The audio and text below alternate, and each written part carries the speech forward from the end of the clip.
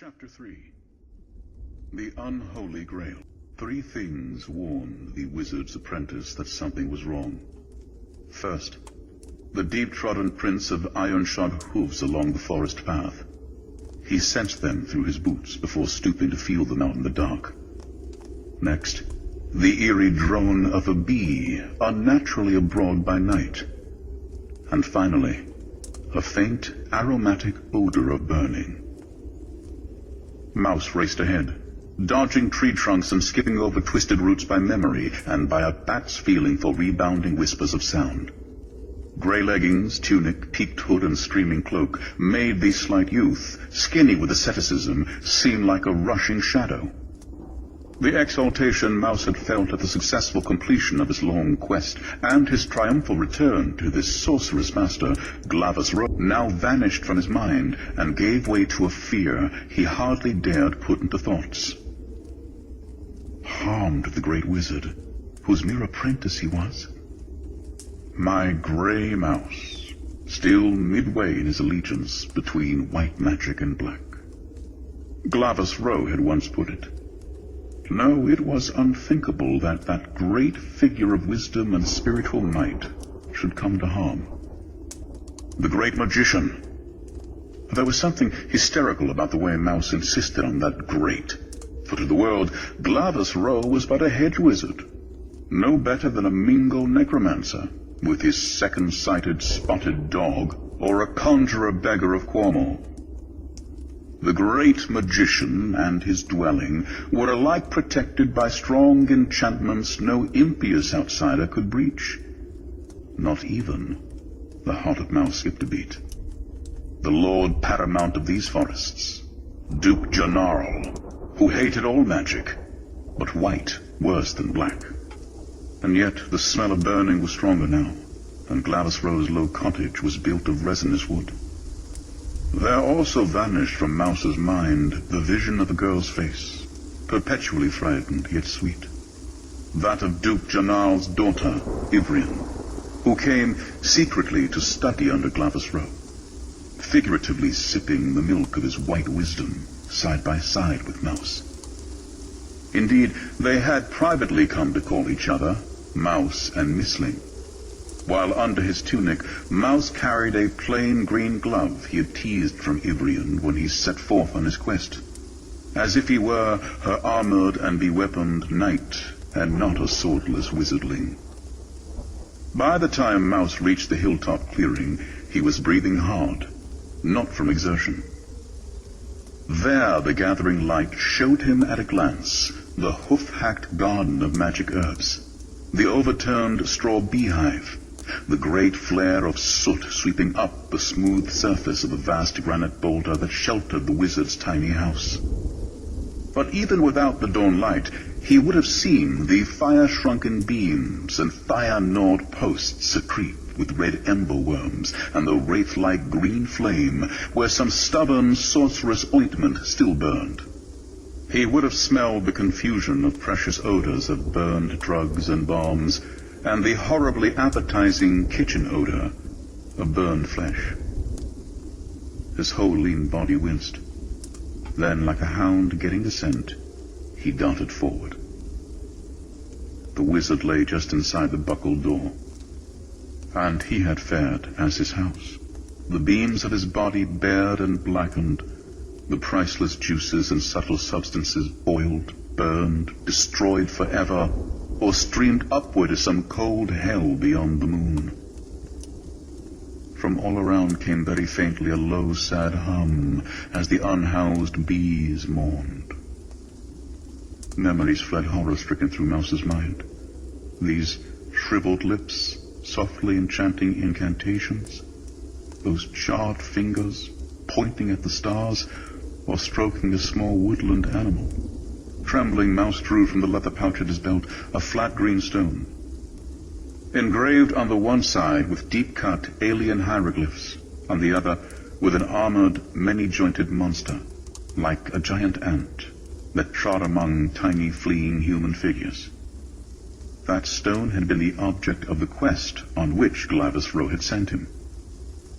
For sake of it, he had wrapped it across the lakes of Plea, tramped the foothills of the mountains of hunger, hidden from a raiding party of red-bearded pirates, tricked lumpish peasant fishermen, flattered and flirted with an elderly, odorous witch, robbed a tribal shrine, and eluded hounds set on his trail. His winning the green stone without shedding blood meant that he had advanced another grade in his apprenticeship.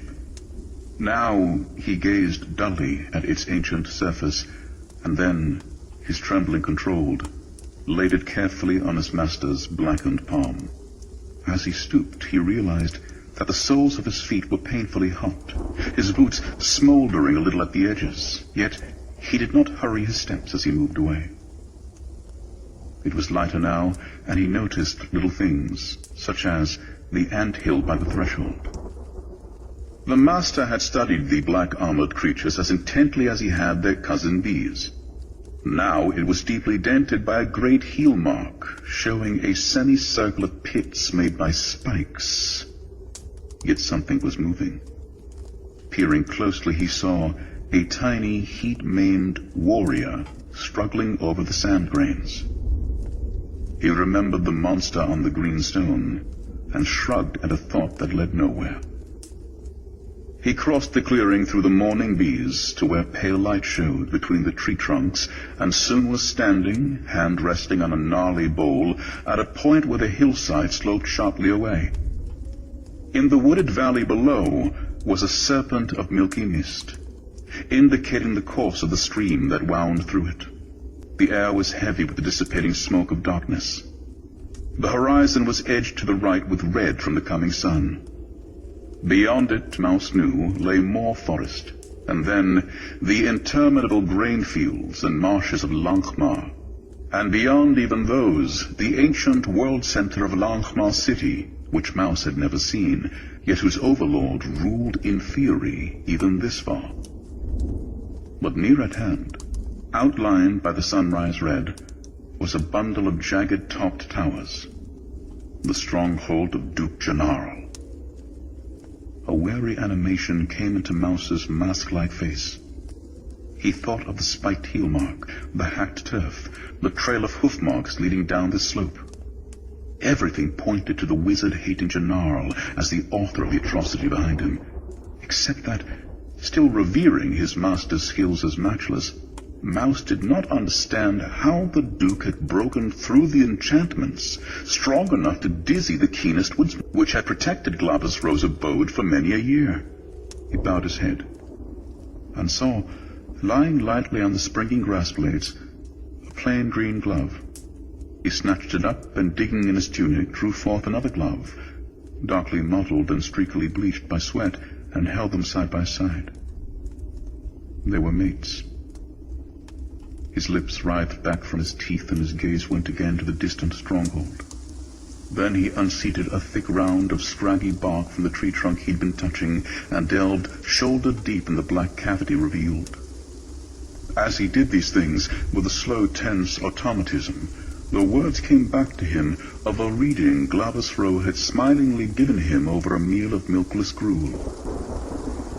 "Mouse," the mage had said, firelight dancing on his short white beard. "When you stare your eyes like that, and flare your nostrils, you are too much like a cat for me to credit you will ever be a sheepdog of the truth. You are a middling dutiful scholar, but secretly you favor swords over wands. You are more tempted by the hot lips of black magic than the chaste slim fingers of white, no matter how pretty a mistling the latter belong. No, do not deny it. You are more drawn to the beguiling sinuosities of the left-hand path than the straight, steep road of the right. I fear me you will never be Mouse in the end, but Mouser. And never white, but gray. Oh, well, that's better than black. Now wash up these bowls and go breathe an hour on the newborn ague plant, for 'tis a chill night. And remember to talk kindly to the thorn bush." The remembered words grew faint, but did not fade, as Mouse drew from the hole a leather belt furred green with mold, and dangling from it, a moldy scabbard. From the latter he drew, seizing it by the thong-wrapped grip, a tapering bronze sword, showing more verdigris than metal. His eyes grew wide, but pinpoint pupiled, and his face yet more mask-like, as he held the pale green, brown-edged blade against the red hump of the rising sun. From across the valley came faintly the high, clear, ringing note of a hunting horn, calling men to the chase. Abruptly, Mouse strode off down the slope, cutting over to the trail of the hoofs, moving with long, hasty strides, and a little stiff-leggedly, as if drunk, and buckling around his waist as he went, the mold-furred sword belt. A dark, four-footed shape rushed across the sun-specked forest glade, bearing down the underbrush with its broad, low chest and trampling it with its narrow, cloven hoofs. From behind sounded the notes of a horn and the harsh shouts of men. At the far edge of the glade, the boar turned. Breath whistled through its nostrils and it swayed. Then its half-glazed little eyes fixed on the figure of a man on horseback. It turned toward him, and some trick of the sunlight made its pelt grow blacker. Then it charged. But before the terrible upturning tusks could find flesh to slash, a heavy-bladed spear bent like a bow against the knob of its shoulder, and it went crashing over, half backward, its blood spattering the greenery. Huntsmen clad in brown and green appeared in the glade, some surrounding the fallen boar with a wall of spear points, others hurrying up to the man on the horse. He was clad in rich garments of yellow and brown. He laughed, tossed one of his huntsmen the bloodied spear, and accepted a silver-worked leather wine flask from another. A second rider appeared in the glade, and the Duke's small yellow eyes clouded under the tangled brows. He drank deep, and wiped his lips with the back of his sleeve. The huntsmen were warily closing their spear wall on the boar, which lay rigid, but with head lifted a finger's breadth off the turf. Its only movements, the darting of its gaze from side to side, and the pulse of bright blood from its shoulder. The spear wall was about to close when Gennarl waved the huntsman to a halt. "Ivrian!" he called harshly to the newcomer. "You had 2 chances at the beast, but you flinched. Your cursed dead mother would already have sliced thin and tasted the beast's raw heart." His daughter stared at him miserably. She was dressed as the huntsman, and rode astride with a sword at her side and a spear in her hand, but it only made her seem more the thin-faced, spindle-armed girl. "You are a milksop, a wizard-loving coward," Gennarl continued. "Your abominable mother would have faced the boar afoot and laughed when its blood gushed in her face. Look here, this boar is scotched. It cannot harm you. Drive your spear into it now. I command you." The huntsmen broke their spear wall and drew back to either side, making a path between the boar and the girl. They snickered openly at her, and the Duke smiled at them approvingly. The girl hesitated, sucking at her underlip, staring with fear and fascination, too, at the beast, which eyed her, head still just a lift. "Drive in your spear," Gennarl repeated, sucking quickly at the flask. "Do so, or I will whip you here and now." Then she touched her heels to the horse's flanks and cantered down the glade, her body bent low, the spear trained at its target. But at the last instant its point swerved aside and gouged the dirt. The boar had not moved. The huntsman laughed raucously. Gennarl's white face reddened with anger as he whipped out suddenly and trapped her wrist, tightened on it. "Your damned mother could cut men's throats and not change color. I'll see you flesh your spear in that carcass, or I'll make you dance, here and now, as I did last night, when you told me the wizard's spells and the place of his den." He leaned closer and his voice sank to a whisper. "Know, Chit, that I've long suspected that your mother, fierce as she could be, was perhaps ensorcelled against her will. A wizard lover like yourself, and you, the whelp of that burned charmer, Her eyes widened, and she started to pull away from him, but he drew her closer. Have no fear, Chit. I'll work the taint out of your flesh one way or another. For a beginning.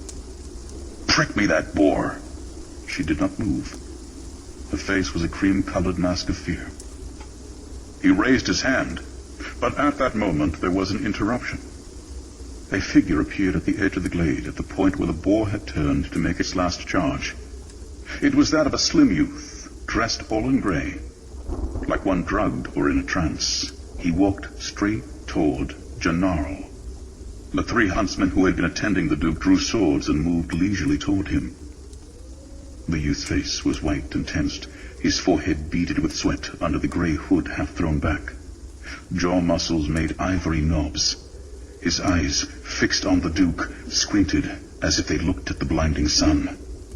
His lips parted wide, showing his teeth. Slayer of Glavis Row! Wizard killer! Then his bronze sword was out of its moldy scabbard. Two of the huntsmen moved in his way, one of them crying, Beware poison! At the green of the newcomer's blade. The youth aimed a terrific blow at him, handling his sword as if it were a sledge. The huntsman parried it with ease, so that it whistled over his head, and the youth almost fell with the force of his own blow. The huntsman stepped forward and with a snappy stroke rapped the youth's sword near the hilt to disarm him, and the fight was done before it begun. Almost. For the glazed look left the youth's eyes, and his features twitched like those of a cat, and recovering his grip on his sword, he lunged forward with a twisting motion at the wrist that captured the huntsman's blade in his own green one, and whipped it out of its startled owner's grasp. Then he continued his lunge straight toward the heart of the second huntsman, who escaped only by collapsing backward to the turf. Gennaro leaned forward tensely in his saddle, muttering, The whelp has fangs. But at that instant, the third huntsman, who had circled past, struck the youth with sword pommel on the back of his neck. The youth dropped his sword, swayed, and started to fall, but the first huntsman grabbed him by the neck of his tunic and hurled him toward his companions. They received him in their own jocular fashion, with cuffs and slaps, slashing his head and ribs with sheathed daggers, eventually letting him fall to the ground, kicking him, worrying him like a pack of hounds. Gennaro sat motionless, watching his daughter. He had not missed her frightened start of recognition when the youth appeared. Now he saw her lean forward, lips twitching. Twice she started to speak. Her horse moved uneasily and whinnied. Finally she hung her head and cowered back, while low retching sobs came from her throat. Then Gennaro gave a satisfied grunt and called out, Enough for the present! Bring him here. Two huntsmen dragged between them the half-fainting youth, clad now in red-spattered gray. Coward, said the Duke. This sport will not kill you. They were only gentling you in preparation for other sports. But I forget you are a pawky wizardling, an effeminate creature who babbles spells in the dark and curses behind the back. A craven who fondles animals and would make the forests mawkish places. Fought. My teeth are on edge. And yet you sought to corrupt my daughter and... Hearken to me, wizardling, I say. And leaning low from his saddle, he caught the youth's sagging head by the hair, tangling in his fingers. The youth's eyes rolled wildly, and he gave a convulsive jerk that took the huntsman by surprise and almost tumbled Gennaro out of the saddle. Just then, there was an ominous crackling of underbrush and the rapid thud of hooves. Someone cried, Have a care, master! Oh, gods, guard the Duke! The wounded boar had lurched to its feet and was charging the group by Gennaro's horse. The huntsmen scattered back, snatching for their weapons. Gennaro's horse shied, further overbalancing its rider. The boar thundered past, like red-smeared midnight. Gennaro almost fell atop it. The boar swung sharply around for a return charge, evading three thrown spears that thudded into the earth just beside it. Janal tried to stand, but one of his feet was snagged in a stirrup, and his horse, jerking clear, tumbled him again. The boar came on, but other hooves were thudding now. Another horse swept past Janal, and the firmly held spear entered near the boar's shoulder and bedded itself deep. The black beast jarred backward, slashed once at the spear with its tusk, fell heavily on its side, and was still. Then Ivrian let go of the spear. The arm with which she had been holding it dangled unnaturally. She slumped in her saddle, catching its pommel with her other hand. Janal scrambled to his feet, eyed his daughter and the boar. Then his gaze traveled slowly around the glade, full circle. Glavis Rowe's apprentice was gone. North be south, east be west, copse be glade and gully crest. Dizziness all paths invest, leaves and grasses do the rest. Mouse mumbled the chant through swollen lips, almost as though he were talking into the ground on which he lay. His fingers arranging themselves into Kabbalistic symbols, he thumbed a pinch of green powder from a tiny pouch and tossed it into the air with a wrist flick that made him wince. Know it, hound, you are wolf-born, enemy to whip and horn. Horse, think of the unicorn, uncaught since the primal morn. Weave off from me by the Norn. The charm completed, he lay still, and the pains in his bruised flesh and bones became more bearable. He listened to the sounds of the hunt trail off in the distance. His face was pushed close to a patch of grass. He saw an ant laboriously climb a blade, fall to the ground, and then continue on its way. For a moment he felt a bond of kinship between himself and the tiny insect. He remembered the black boar, whose unexpected charge had given him a chance to escape, and for a strange moment his mind linked it with the ant. Vaguely he thought of the pirates who had threatened his life in the west. But their gay ruthlessness had been a different thing from the premeditated and pre-savored brutality of Janal's huntsman. Gradually, anger and hate began to swirl in him. He saw the gods of Glavis Rowe, their formerly serene faces, white and sneering. He heard the words of the old incantations, but they twanged with a new meaning. Then these visions receded, and he saw only a whirl of grinning faces and cruel hands. Somewhere in it, the white, guilt-stricken face of a girl. Sword sticks, whips, all spinning, and at the center, like the hub of a wheel in which men are broken, the thick, strong form of the Duke. What was the teaching of Glavis Rowe to that wheel? It had rolled over him and crushed him.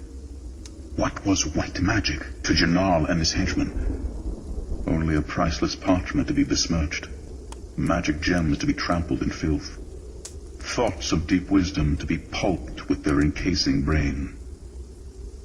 But there was the other magic, the magic Glavis Rowe had forbidden, sometimes smilingly, but always with an underlying seriousness. The magic Mouse had learned of only by hints and warnings. The magic which stemmed from death and hate and pain and decay, which dealt in poisons and night shrieks, which trickled down from the black spaces between the stars, which, as Janal himself had said, cursed in the dark behind the back. It was as if all Mouse's former knowledge of small creatures and stars and beneficial sorceries and nature's codes of courtesy burned in one swift, sudden holocaust.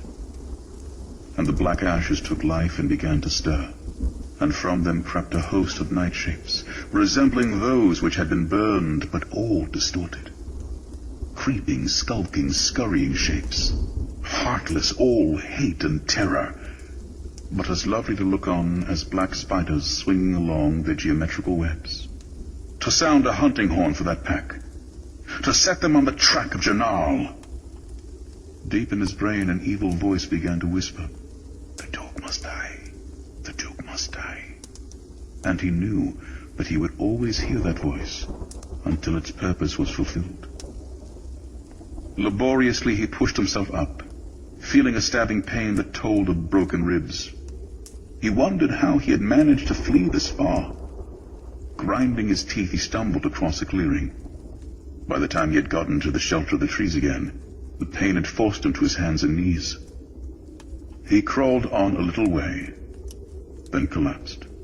Near evening of the third day after the hunt, Ivrian stole down from a tower room, ordered the smirking groom to fetch a horse, and rode through the valley and across the stream and up the opposite hill until she reached the rock-sheltered house of Glavis Row.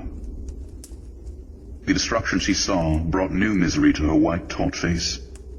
She dismounted and went close to the fire-gutted ruin, trembling lest she come upon the body of Glavis Row. But it was not there. She could not see that the ashes had been disturbed, as though someone had been searching through them and sifting them for any objects that might have escaped the flames. Everything was very quiet. An inequality in the ground off toward the side of the clearing caught her eye, and she walked in that direction.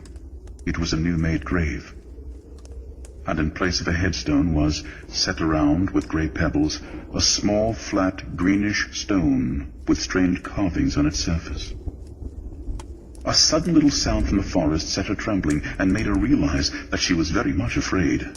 Only that up to this point, her misery had outweighed her terror. She looked up and gave a gasping cry, for a face was peering at her through a hole in the leaves. It was a wild face, smeared with dirt and grass stains, smirched here and there with old patches of dried blood, shadowed by a stubble of beard. Then she recognized it. "Mouse?" she called haltingly. She hardly knew the answering voice. "So, you have returned to gloat over the wreckage caused by your treachery." "No, Mouse, no!" she cried. "I did not intend this. You must believe me." "Liar! It was your father's men who killed him and burned his house." "But I never thought they would." "Never thought they would, as if that's any excuse. You are so afraid of your father that you would tell him anything. You live by fear." "Not always, Mouse. In the end, I killed the boar." "So much the worse. Killing the beast the gods had sent to kill your father." "But truly, I never killed the boar. I was only boasting when I said so. I thought you liked me brave. I have no memory of that killing. My mind went black. I think my dead mother entered me and drove the spear." "Liar and changer of lies. But I'll amend my judgment. You live by fear except when your father whips you to courage. I should have realized that and warned Glavis Row against you. But I had dreams about you." "You called me Missling," she said faintly. "Aye. We played at being mice, forgetting cats are real. And then while I was away, you were frightened by mere whippings into betraying Glavis Row to your father." "Mouse, do not condemn me." Ivrian was sobbing. "I know that my life has been nothing but fear.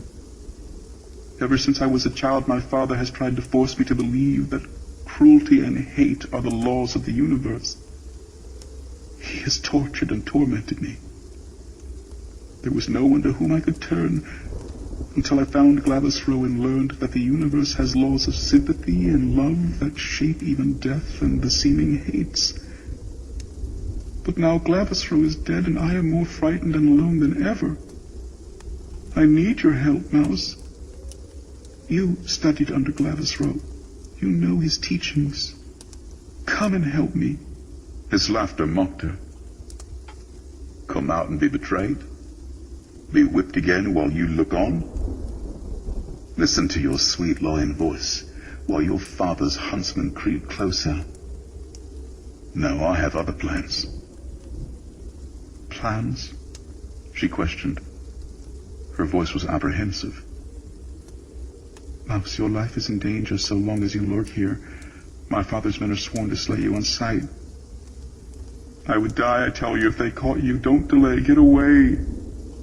"Only tell me first that you do not hate me." And she moved toward him, Again his laughter mocked her. "You are beneath my hate," came the stinging words. "I feel only contempt for your cowardly weakness." Glavis Rowe talked too much of love. There are laws of hate in the universe, shaping even its loves, and it is time I made them work for me. Come no closer. I do not intend to betray my plans to you, or my new hidey-holes. But this much I will tell you, and listen well. In 7 days, your father's torment begins. My father's torments? Mouse, listen to me. I want to question you about more than Glavis Rowe's teachings. I want to question you about Glavis Rowe. My father hinted to me that he knew my mother, that he was, perchance, my very father.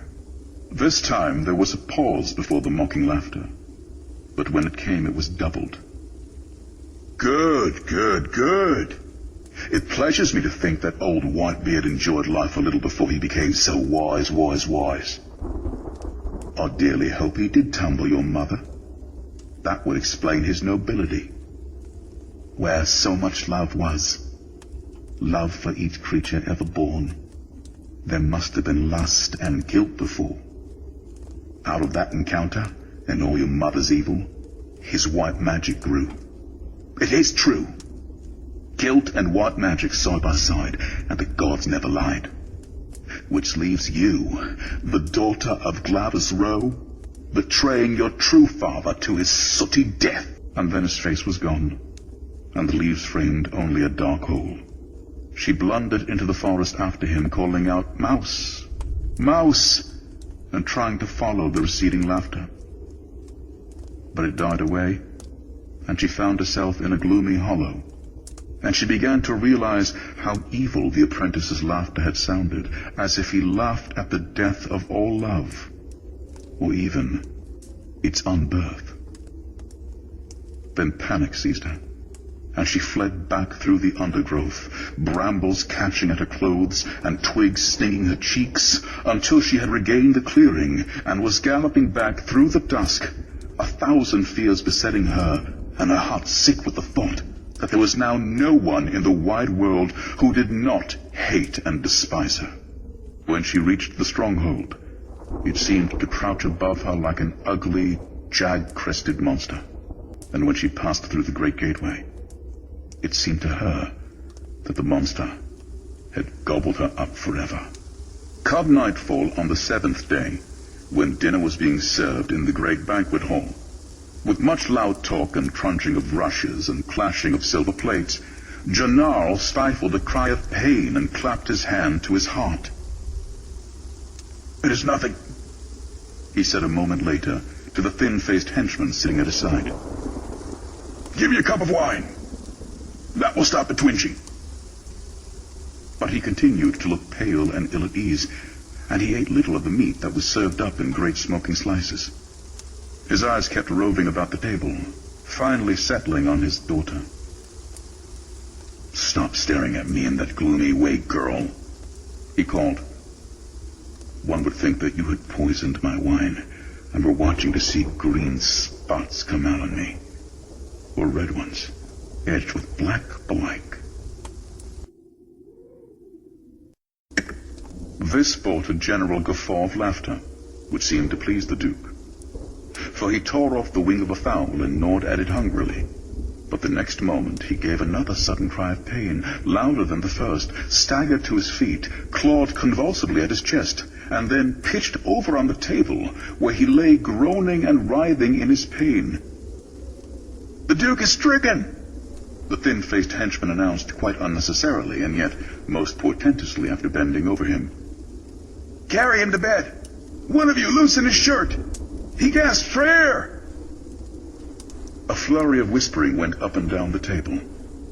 As the great door to his private apartments was opened for the Duke, a heavy gust of chill air made the torches flicker and turn blue, so that shadows crowded into the hall. Then one torch flared white bright as a star, showing the face of a girl. Ivrian felt the others draw away from her with suspicious glances and mutterings, as if they were certain there had been truth in the Duke's jest.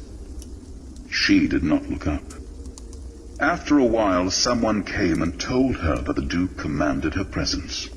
Without a word, she rose and followed.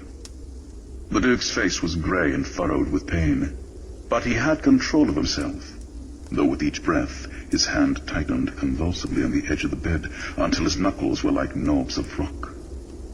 He was propped up with pillows, and a third robe had been tucked closely about his shoulders, and long-legged braziers glowed around the bed. In spite of all, he was shivering convulsively. "Come here, girl," he ordered in a low, labored voice that hissed against his drawn lips. "You know what has happened. My heart pains as though there were a fire under it, and yet my skin is cased in ice. There is a stabbing in my joints as if long needles pierced clear through the marrow. It is wizard's work." "Wizard's work beyond doubt," confirmed Giscorl, the thin-faced henchman who stood at the head of the bed. "And there is no need to guess who. That young serpent whom you did not kill quickly enough 10 days ago. He's been reported skulking in the woods, and talking to certain ones," he added, eyeing Ivrian narrowly, suspiciously. A spasm of agony shook the Duke. "I should have stamped out whelp with sire," he groaned. Then his eyes shifted back to Ivrian.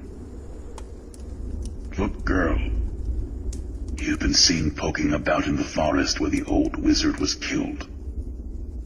It's believed you talked with his cub." Ivrian wet her lips, tried to speak, shook her head. She could feel her father's eyes probing into her. Then his fingers reached out and twisted themselves in her hair. "I believe you're in league with him." His whisper was like a rusty knife. "You're helping him do this to me. Admit it. Admit." And he thrust her cheek against the nearest brazier, so that her hair smoked, and her no became a shuddering scream. The brazier swayed, and Giscorl steadied it. Through Ivrian's scream, the Duke snarled, "Your mother once held red coals to prove her honor." A ghostly blue flame ran up Ivrian's hair. The Duke jerked her from the brazier and fell back against the pillows. "Send her away," he finally whispered faintly, each word an effort. "She's a coward. I wouldn't dare to hurt even me. Meantime, Giscorl, send out more men to hunt through the woods. They must find his lair before dawn, or I'll rupture my heart withstanding the pain." Curtly, Giscorl motioned Ivrian toward the door. She cringed and slunk from the room, fighting down tears. Her cheek pulsed with pain. She was not aware of the strangely speculative smile with which the hawk-faced henchman watched her out. Ivrian stood at the narrow window of her room, watching the little bands of horsemen come and go, their torches glowing like will-o'-the-wisps in the woods. The stronghold was full of mysterious movement. The very stones seemed restlessly alive, as if they shared the torment of their master. She felt herself drawn toward a certain point out there in the darkness. A memory kept recurring to her of how one day Glavis Rowe had showed her a small cavern in the hillside, and had warned her that it was an evil place, where much baneful sorcery had been done in the past. Her fingertips moved around the crescent-shaped blister on her cheek, and over the rough streak in her hair. Finally, her uneasiness and the pull from the night became too strong for her. She dressed in the dark and edged open the door of her chamber. The corridor seemed for the moment deserted.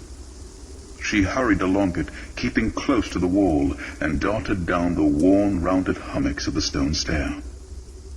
Tramp of footsteps sent her hurrying into a niche, where she cowered while 2 huntsmen strode glum-faced toward the Duke's chamber. They were dust-stained and stiff from riding. "No one will find him in all that dark," one of them muttered. "It's like hunting an ant in a cellar." The other nodded. And wizards can change landmarks and make forest paths turn on themselves, so that all searchers are befuddled. As soon as they were past, Ivrian hastened into the banquet hall, now dark and empty, and through the kitchen, with its high brick ovens and its huge copper kettles glinting in the shadows. Outside in the courtyard, torches were flaring, and there was a bustle of activity as grooms brought fresh horses or led off spent ones. But she trusted to her huntsman's costume to let her pass unrecognized. Keeping to the shadows, she worked her way around to the stables. Her horse moved restlessly and neighed when she slipped into the stall, but quieted at her low whisper. A few moments, and it was saddled, and she was leading it around to the open fields at the back. No searching parties seemed to be near, so she mounted and rode swiftly toward the wood. Her mind was a storm of anxieties. She could not explain to herself how she had dared come this far, except that the attraction toward that point in the night, the cavern against which Glavis Row had warned her, possessed a sorcerous insistence not to be denied. Then, when the forest engulfed her, she suddenly felt that she was committing herself to the arms of darkness and putting behind forever the grim stronghold and its cruel occupants. The ceiling of leaves blotted out most of the stars. She trusted to a light rein on her horse to guide her straight. And in this, she was successful. For within a half hour, she reached a shallow ravine which led past the cavern she sought. Now, for the first time, her horse became uneasy. It balked and uttered little whinnying cries of fear and tried repeatedly to turn off as she urged it along the ravine. Its pace slowed to a walk. Finally, it refused to move further. Its ears were laid back, and it was trembling all over. Ivrian dismounted and moved on. The forest was portentously quiet, as if all animals and birds, even the insects, had gone. The darkness ahead was almost tangible, as if built of black bricks just beyond her hand.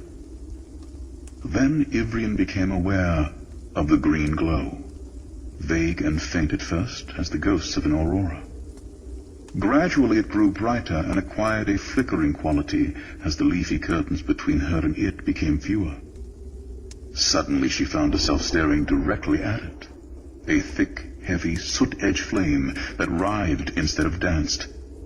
If green slime could be transmuted to fire, it would have that look. It burned in the mouth of a shallow cavern. Then, beside the flame, she saw the face of the apprentice of Glavis Row.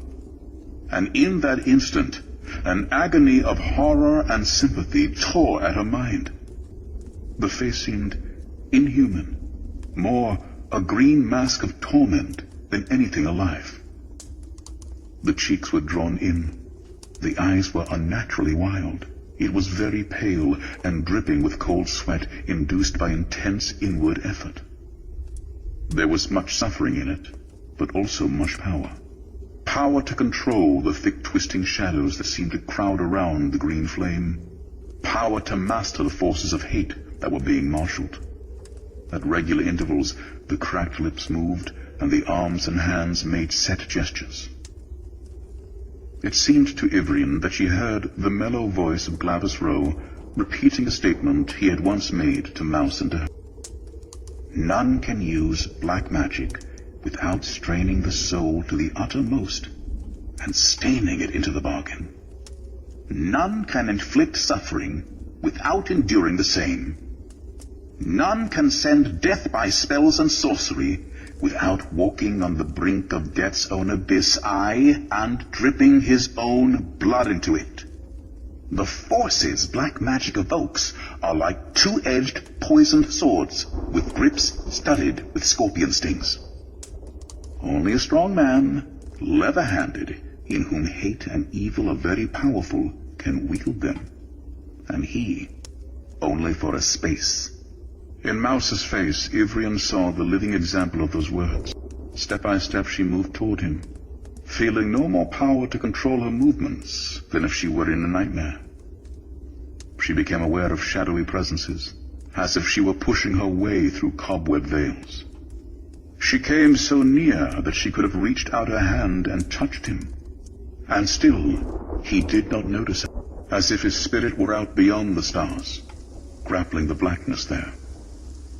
Then a twig snapped under her foot, and Mouse sprang up with terrifying swiftness, the energy of every taut muscle released.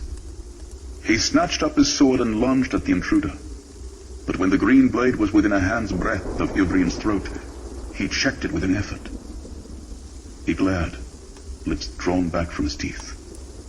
Although he had checked his sword, he seemed only half to recognize her.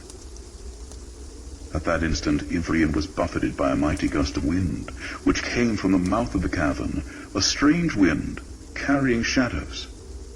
The green fire burned low, running rapidly along the sticks that were its fuel, and almost snuffing out. Then the wind ceased, and the thick darkness lifted, to be replaced by a wan gray light, heralding the dawn.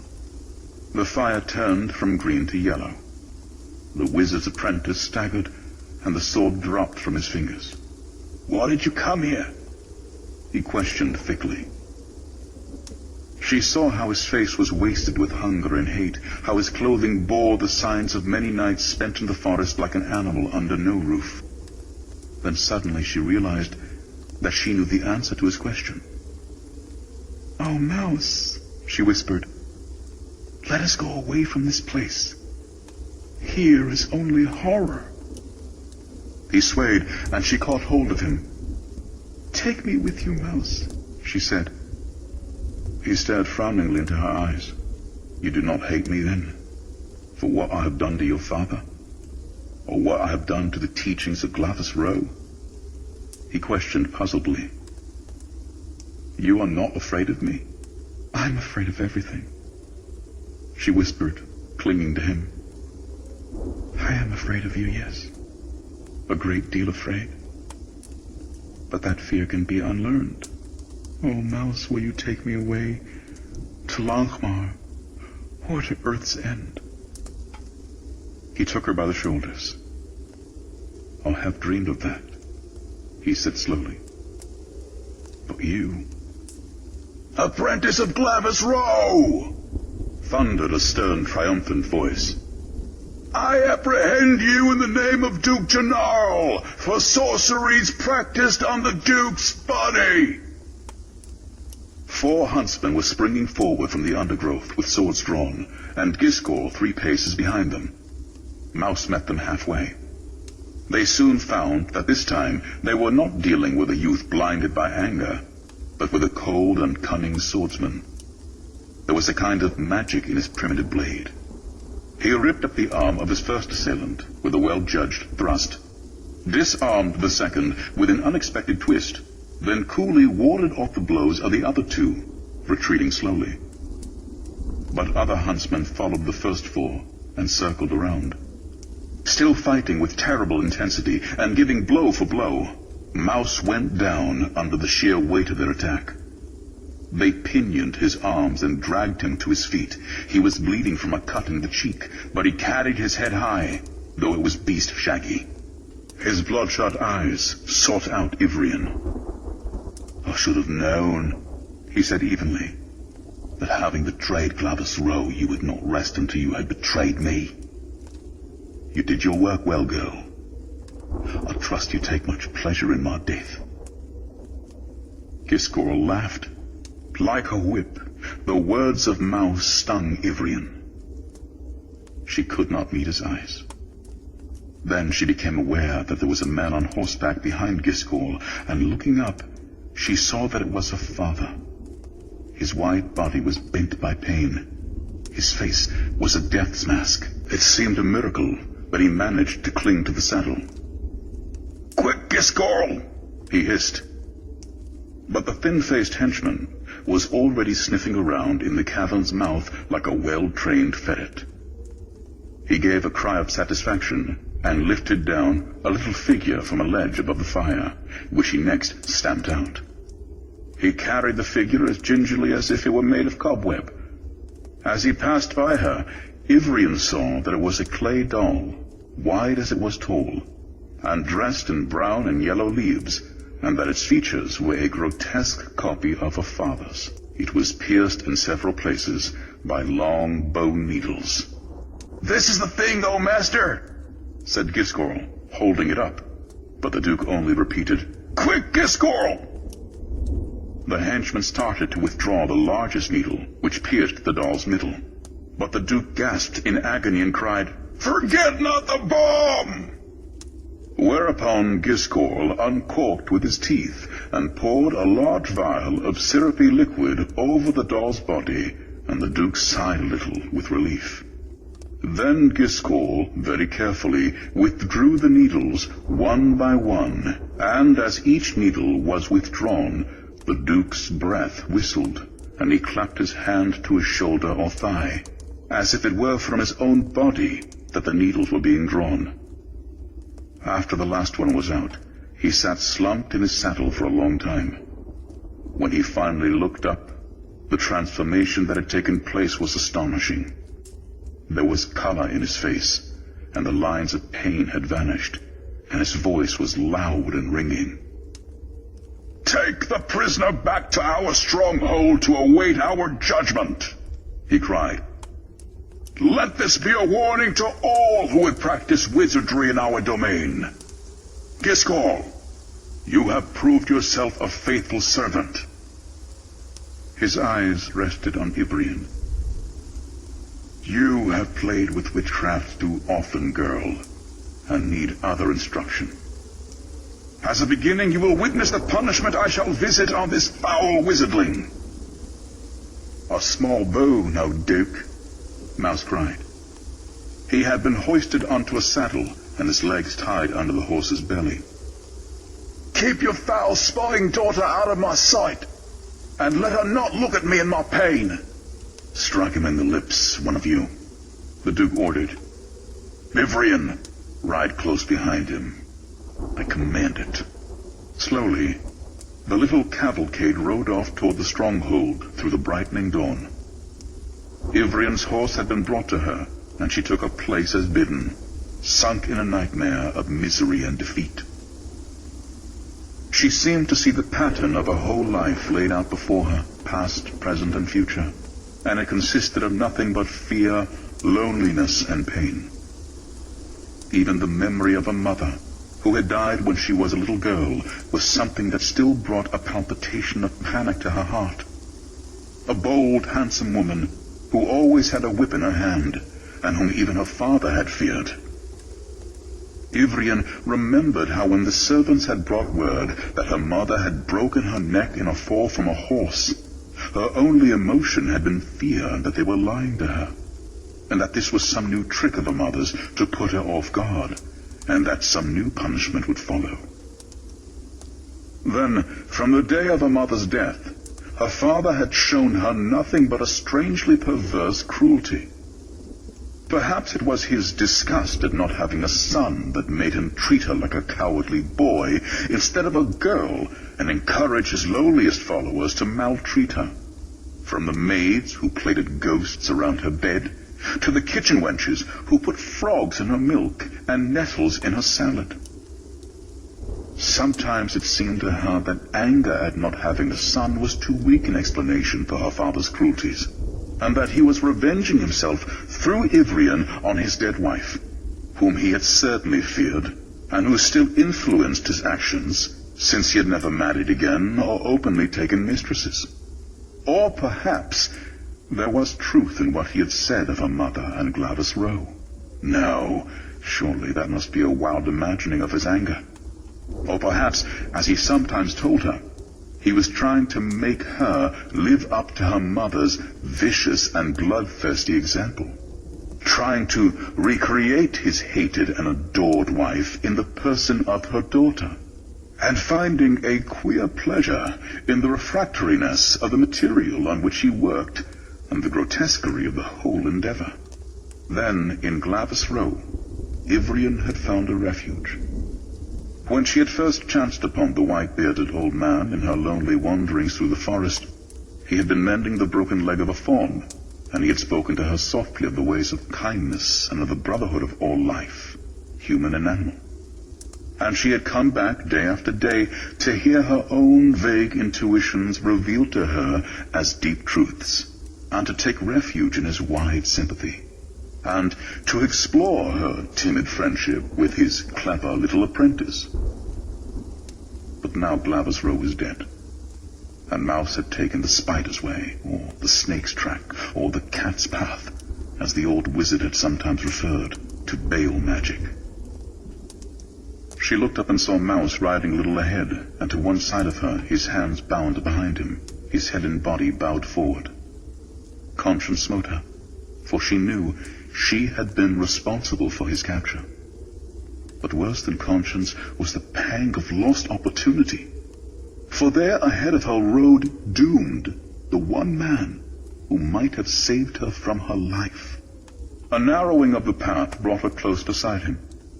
She said hurriedly, ashamedly, "If there is anything I can do so they will forgive me a little." The glance he bent on her, looking sideways up, was sharp, appraising, and surprisingly alive. "Perhaps you can," he murmured softly, so the huntsman ahead might not hear. "As you must know, your father will have me tortured to death. You will be asked to watch it. Do just that. Keep your eyes riveted on mine the whole time. Sit close beside your father. Keep your hand on his arm. I kiss him too. Above all, show no sign of fright or revulsion. Be like a statue carved of marble. Watch to the end. One other thing, wear, if you can, a gown of your mother's. Or if not a gown, then some article of her clothing." He smiled at her thinly. "Do this, and I will at least have the consolation of watching you flinch and flinch and flinch." "No mumbling charms now," cried the huntsman suddenly, jerking Mouse's horse ahead. Ivrian reeled as if she had been struck in the face. She had thought her misery could go no deeper, but Mouse's words had beaten it down a final notch. At that instant the cavalcade came into the open, and the stronghold loomed up ahead, a great horned and jag-crested blot on the sunrise. Never before had it seemed so much like a hideous monster. Ivrian felt that its high gates were the iron jaws of death. Janarl, striding into the torture chamber deep below his stronghold, experienced a hot wave of exultation, as when he and his huntsmen closed in around an animal for the kill. But atop the wave was a very faint foam of fear. His feelings were a little like those of a ravenously hungry man invited to a sumptuous banquet who has been warned by a fortune-teller to fear death by poison. He was haunted by the feverish, frightened face of a man arm-wounded by the wizardling's corroded bronze sword. His eyes met those of Glavis Row's apprentice, whose half-naked body was stretched, though not yet painfully so, upon the rack, and the Duke's sense of fear sharpened. They were too searching, those eyes, too cold and menacing, too suggestive of magical powers. He told himself angrily that a little pain would soon change their look to one of trapped panic. He told himself that it was natural that he should still be on edge from last night's horrors, when his life had almost been pried from him by dirty sorceries. But deep in his heart he knew that fear was always with him. Fear of anything or anyone that someday might be stronger than he and hurt him as he had hurt others. Fear of the dead he had harmed and could hurt no longer. Fear of his dead wife, who had indeed been stronger and crueler than he, and who had humiliated him in 1,000 ways that no one but he remembered. But he also knew that his daughter would soon be here, and that he could then shift off his fear on her. By forcing her to fear, he would be able to heal his own courage, as he had done innumerable times in the past. So he confidently took his place and gave order that the torture begin. As the great wheel creaked and the leathern wristlets and anklets began to tighten a little, Mouse felt a qualm of helpless panic run over his body. It centered in his joints, those little deep-set hinges of bone normally exempt from danger. There was yet no pain. His body was merely stretched a little, as if he were yawning. The low ceiling was close to his face. The flickering light of the torches revealed the mortises in the stone and the dusty cobwebs. Toward his feet he could see the upper portion of the wheel, and the two large hands that gripped its spokes, dragging them down effortlessly, very slowly, stopping for 20 heartbeats at a time. By turning his head and eyes to the side, he could see the big figure of the Duke, not wide as his doll of him, but wide, sitting in a carven wooden chair, 2 armed men standing behind him. The Duke's brown hands, their jeweled rings flashing fire, were closed over the knobs and the chair arms. His feet were firmly planted. His jaw was set. Only his eyes showed any uneasiness or vulnerability.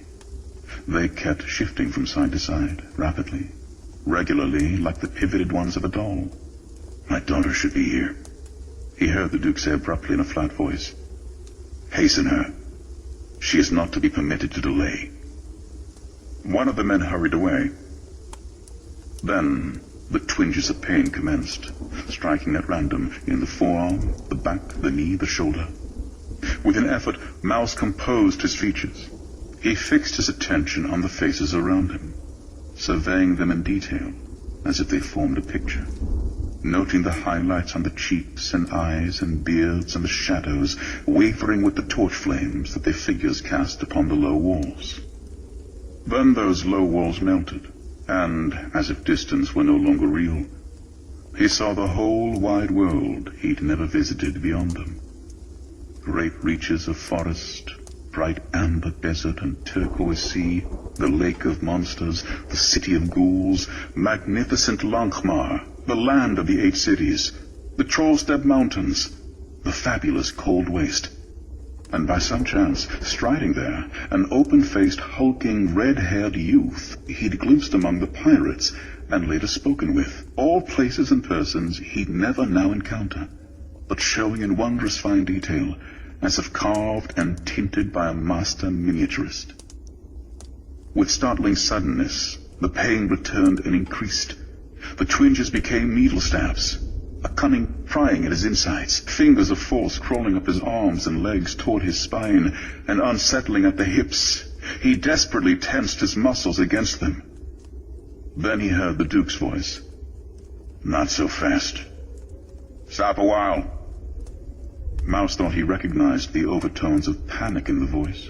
He twisted his head despite the pangs it caused him and watched the uneasy eyes.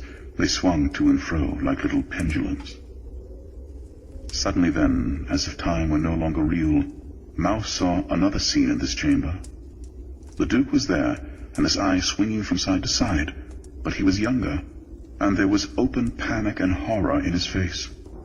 Close beside him was a boldly handsome woman in a dark red dress, cut low in the bosom, and with slashes inset with yellow silk. Stretched upon the rack itself, in Mouse's place, was a strappingly beautiful, but now pitifully whimpering maid, whom the woman in red was questioning, with great coldness and insistence on detail, about her amorous encounters with the Duke and her attempt on the life of herself, the Duke's wife, by poison. Footsteps broke that scene, as stones destroy a reflection and brought the present back. Then a voice. "Your daughter comes, O Duke." Mouse steeled himself. He had not realized how much he dreaded this meeting, even in his pain.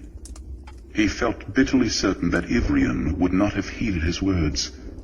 She was not evil, he knew, and she had not meant to betray him, but by the same token, she was without courage.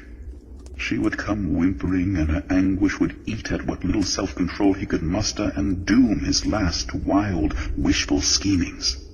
Lighter footsteps were approaching now. Hers. There was something curiously measured about them.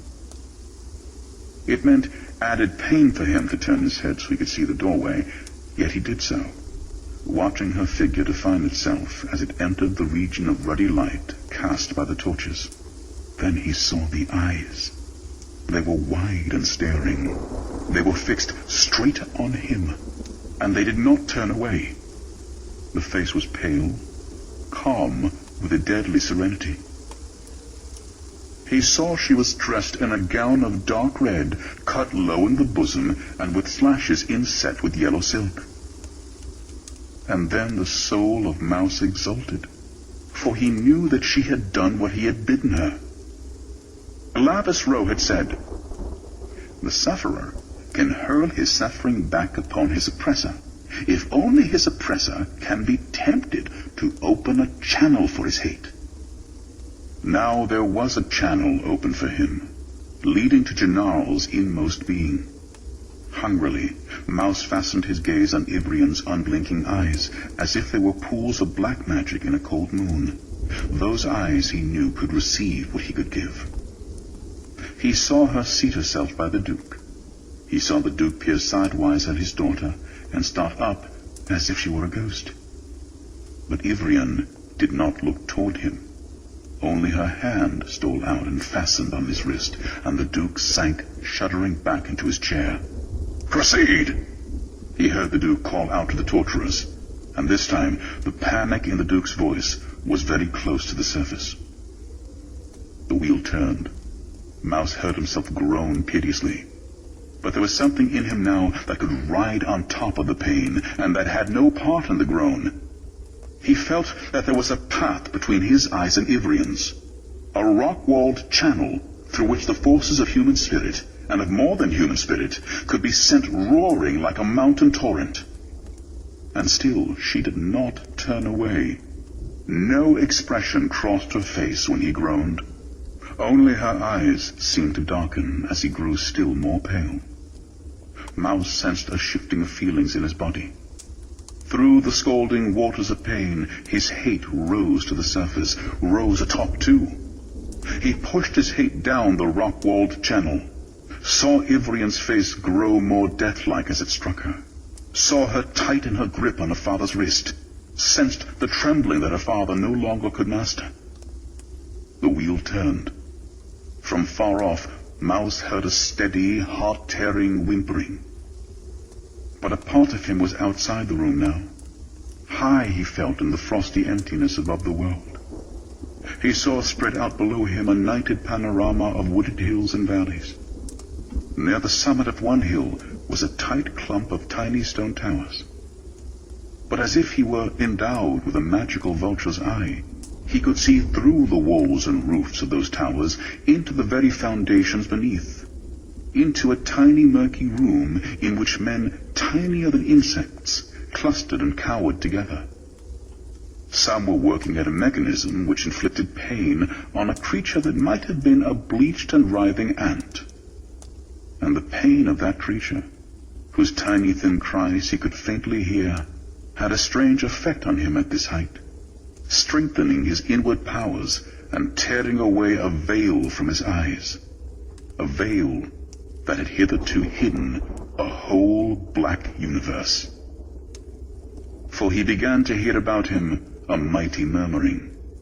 The frigid darkness was beaten by wings of stone, and the steely light of the stars cut into his brain like painless knives.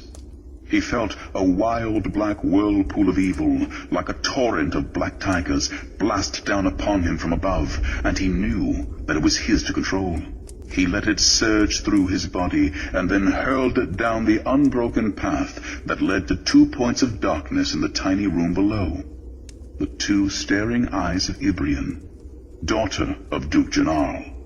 He saw the black of the whirlwind's heart spread on her face like an inkblot, seep down her white arms and dye her fingers. He saw her hand tighten convulsively on her father's arm. He saw her reach her other hand toward the Duke and lift her open lips to his cheek. Then, for one moment, while the torch flames whipped low and blew in a physical wind that seemed to blow through the mortised stones of the buried chamber, for one moment, while the torturers and guards dropped the tools of their trades, for one indelible moment of hate fulfilled and revenge accomplished, Mouse saw the strong, square face of Duke Janarl shake in the agitation of ultimate terror. the features twisted like heavy cloth wrung between invisible hands, then crumpled in defeat and death. The strand supporting Mouse snapped. His spirit dropped like a plummet toward the buried room. An agonizing pain filled him, but it promised life, not death. Above him was the low stone ceiling. The hands on the wheel were white and slender. Then he knew that the pain was that of release from the rack. Slowly, Ivrian loosened the rings of leather from his wrists and ankles. Slowly she helped him down, supporting him with all his strength as they dragged their way across the room, from which everyone else had fled in terror, save for one crumpled, jeweled figure in a carven chair. They paused by that, and he surveyed the dead thing with the cool, satisfied, mask-like gaze of a cat. Then, on and up they went, Ivrian and the Grey Mouser, through corridors emptied by panic, and out into the night.